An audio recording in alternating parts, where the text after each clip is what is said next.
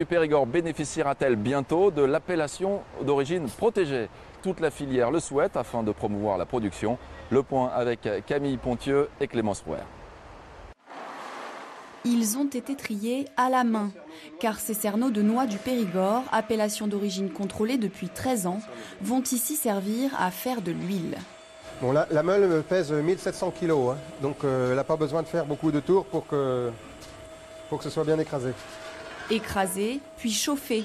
Les noix sont ensuite pressées jusqu'à l'obtention d'une huile, semblable au départ à du petit lait. L'huile de noix du Périgord, ce moulinier en est très fier.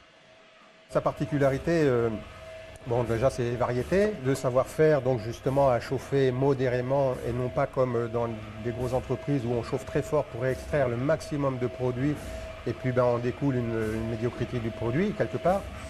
Et puis comme je disais aussi, la qualité du cerneau à la base. C'est surtout ça. Avant tout, pour faire une bonne huile de noix, il faut un bon cerneau. Une huile si précieuse qu'elle va peut-être bientôt obtenir elle aussi son appellation d'origine protégée. 10 ans que les producteurs de la région y travaillent et le dossier pourrait aboutir d'ici 2 ans.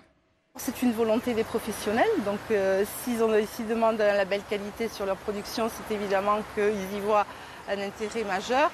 Et du coup, ce label qualité, ça permet vraiment d'identifier leurs produits, de défendre leur production et de se démarquer par rapport aux huiles de marché, des huiles industrielles, des huiles de mélange, pas forcément qualitatives. Les enjeux économiques sont importants. Une appellation d'origine protégée permettrait notamment de mieux exporter l'huile de noix du Périgord à travers le monde. Une belle promotion pour la région.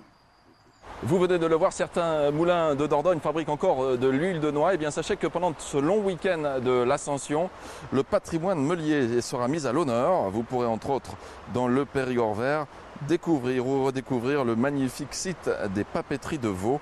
Usine hydraulique, forge au XVIIe siècle et plus récemment fabrique de papier de paille.